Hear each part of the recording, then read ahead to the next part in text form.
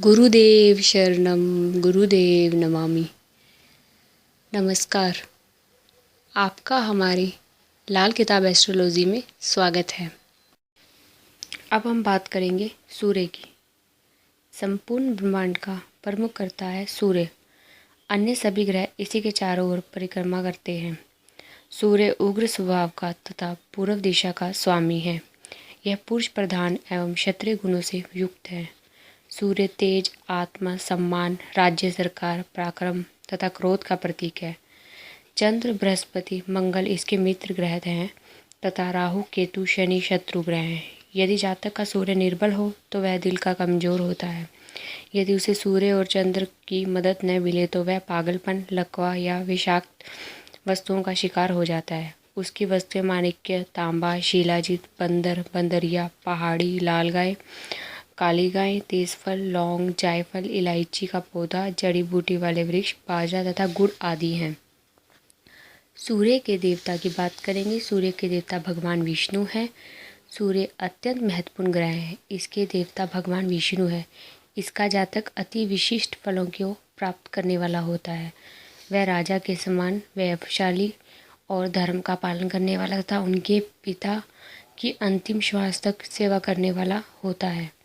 सूर्य का जातक शराब आदि से परहेज करने वाला, गरीबों की हमेशा मदद करने वाला, दौलतमंद, यात्रा से लाभान्वित होने वाला होता है। उसकी देह रूहानी असर वाली, अंग प्रत्यंग अंतिम समय तक सक्रिय रहने वाली होती है।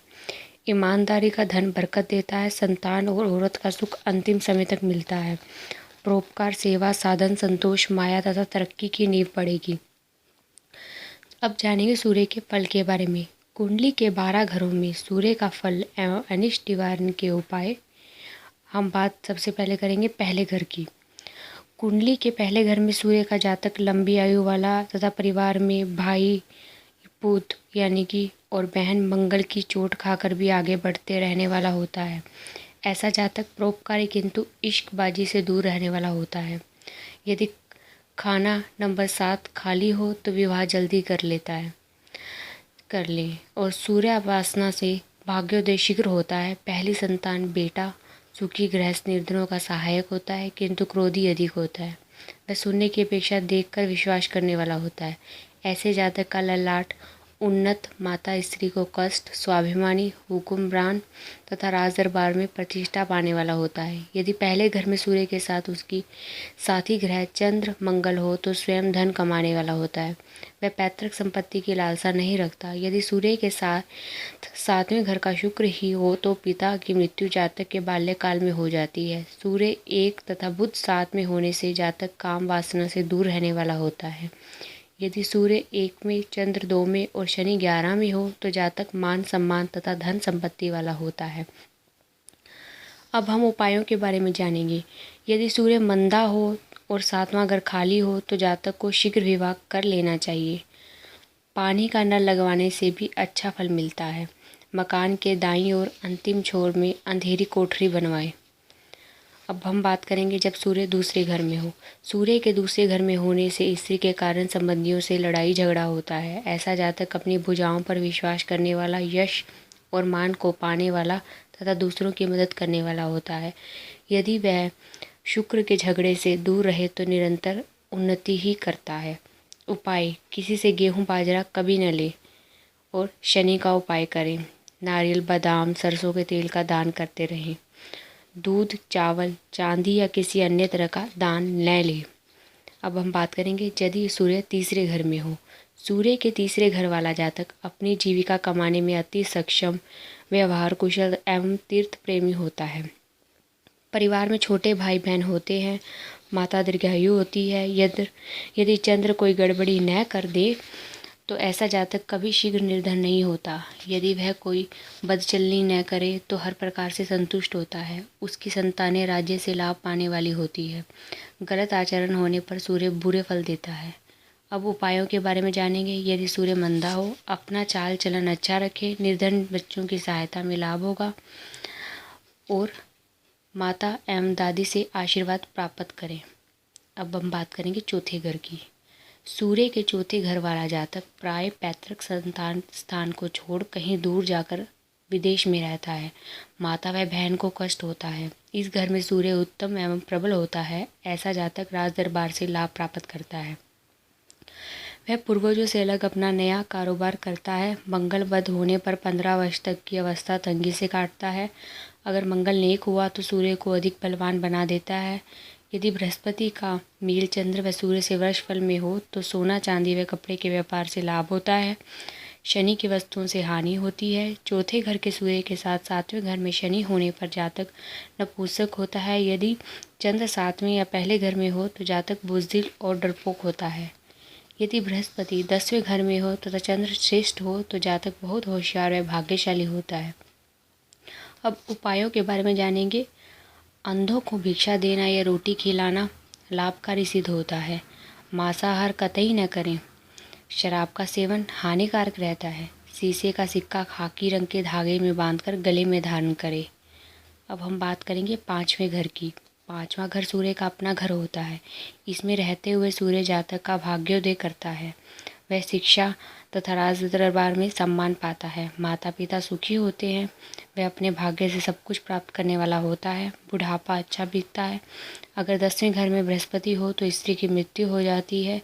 तीसरे घर में शनि के होने पर कष्ट एवं परेशानी का योग बनता है, किंतु यदि बृहस्पति सूर्य का सहायक हो जाए तो सारे कष्ट दूर होकर स्वास्थ्य लाभ उठाता है। उपाय: लाल मुंह वाले छोटे बंदरों की सेवा विशेष फलदायी होती है। 3 कुत्तों को पालें, किसी की निंदा न करें और झूठ न बोलें। अब हम बात करेंगे छठे घर के बारे में। छठे घर का सूर्य कमज़ोर होता है। ऐसे जातक के शत्रु मित्र दोनों नगण्य होते हैं। उसे किसी की मदद नहीं मिल पाती। वह अक्सर मुकदमेबाजी से परेशान रहता है। अगर शनि 12वें भाव में तथा बुध खराब हो तो स्त्रियां मरती जाती है, किंतु पुत्र होने के बाद स्थिति सुधर जाती है। जातक व पिता दोनों में से एक की स्थिति अवश्य खराब रहती है। ऐसे व्यक्ति अपने भाग्य पर भरोसा करने वाले, निश्चिंत व लापरवाह होते हैं। अगर बुध 12 में हो तो राजदरबार से अनिष्ट की शंका, हृदय रोग या उच्च रक्तचाप होता है। मंगल के नंबर 10 में होने से लड़के मरते जाते हैं। उपाय: राशिफल के अनुसार बुध के उपाय करें। बंदरों यानी छोटे लाल मुंह वाले को गुड़ व चना खिलाएं। पवित्र नदी का जल घर के पूजा स्थल में रखें। रात को सिरहाने पानी रखकर सोने से पिता की आयु बढ़ती है। अब हम बात करेंगे 7वें घर के बारे में। 7वें घर का सूर्य नीच का होता है। वह जातक को अस्त व्यस्त कर देता है। 25 वर्ष की आयु तक वह घर द्वार छोड़कर साधु बन जाता है। उसकी स्त्री बीमार होती है। जातक की पैतृक संपत्ति कितनी भी हो, बुध के खराब होने पर सब कुछ नष्ट भ्रष्ट हो जाता है। 8वें घर के ग्रहों के नंबर 2 में आने से संकट के बादल टल जाते हैं। स्थिति सामान्य हो जाती है। 9वें खाने में बुध के होने पर बृहस्पति की चतुरता के कारण संतान नष्ट हो जाती है। उपाय: ब्राह्मण अथवा काली गाय की सेवा से लाभ होता है। जमीन के अंदर चौकोर तांबे का पत्थर गाड़ना हितकार होता है। रात में चूल्हे की आग दूध में से बुझाएं। पानी पीकर कार्य करें, अवश्य लाभ होगा। 8वें घर के बारे में जानेंगे। इस खाने में सूर्य का फल खराब होता है, क्योंकि 8वां खाना मंगल, बुध तथा शनि का स्थायी घर है, लेकिन इसमें स्थित सूर्य जातक की खराब स्थिति में मदद करके उसे दीर्घायु बनाता है। अन्यथा मंगल, बुध तथा शनि जातक को घोर कामी तथा लालची बना देता है। वह स्त्रियों के प्रति सदैव आकर्षित होता है और विभिन्न प्रकार के कष्ट भोगता है। यदि जातक ससुराल या बहन के घर न रहे तो अच्छा फल मिलता है, अन्यथा आंखों की खराबी तथा गुप्त रोगों से परेशान होता है। बड़े भाई व सूर्य की उपासना की एकमात्र सहयोगी सिद्ध होते हैं। 8वें घर के सूर्य वाले व्यक्ति के सामने किसी के निकलते प्राण भी रुक जाते हैं। अतः यदि कोई मरणासन अवस्था में हो तो ऐसे जातक को वहां से हट जाना चाहिए, ताकि उसके प्राण सरलता से निकल सके। उपाय: 800 ग्राम गुड़ तथा इतना ही गेहूँ 8 दिन तक लगातार मंदिर में चढ़ाएं। सफ़ेद गाय की सेवा करें। मकान का मुख्य प्रवेश द्वार दक्षिण दिशा में न रखें। अब बात करेंगे 9वें घर की। 9वें घर के सूर्य वाला जातक उत्तम कोटि का व्यवहार कुशल तथा काफ़ी संपन्न होता है। साथ ही उसका पूरा परिवार दीर्घायु एवं स्वस्थ होता है। वह परोपकारी, परिवार पर जान देने वाला, कर्मठ तथा 7 पुश्तों को तारने वाला व्यक्ति होता है। माता पिता सुखी होते हैं। वह धार्मिक स्थलों की यात्रा करने वाला श्रद्धालु होता है। ऐसे जातक ठेकेदारी या पुश्तैनी व्यवसाय के काम में उन्नति करता है। उपाय के बारे में, चावल, दूध व चांदी रखने से सूर्य का बल बढ़ता है, परंतु उक्त वस्तुओं का दान लेना तबाही का कारण बनता है। अब 10वें घर के बारे में जानेंगे। 10वें घर का सूर्य होने से जातक का जीवन 34 वर्षों तक घोर कष्टों तथा विपदाओं वाला होता है। अनिष्ट ग्रहों के योग से माता पिता को कष्ट होता है, जैसे शुक्र के नंबर 4 में होने से होता है। वह नौकर चाकर तथा वाहन का सुख भोगने वाला किंतु वहमी व्यक्ति होता है। राज दरबार से उसे कुछ सहायता मिलती है। यदि शनि नीच का हो तो धन हानि हो जाती है। 5वें खाने में चंद्र के स्थित होने से जातक अल्पायु होता है। उपाय, काले नीले कपड़े न पहने, सफ़ेद या शरबती रंग की टोपी पहनने से लाभ होता है। नदी में तांबे के सिक्के डालना शुभकार होता है। अब बात करेंगे 11वें घर के बारे में। 11वें घर वाले सूर्य का जातक धार्मिक, ऐशो आराम वाला तथा शौकीन मिजाज का होता है। उसके लिए मदिरा, मांस, अंडा नुकसानदेह साबित होता है। आस्तिक होने पर वह 3 पुत्रों को प्राप्त करता है। चंद्र के 5वें घर में होने से 12वें वर्ष में मृत्यु का योग बनता है। बुध के 3रे घर में होने पर नीच प्रभाव होता है। यह भाग्य का उदय नहीं होने देता, जातक का जीवन कष्ट में बना देता है। अगर जातक के आचार विचार सही न हो तो उसका जीवन अंधकारमय हो जाता है। सूर्य के प्रभाव को शनि नष्ट कर देता है।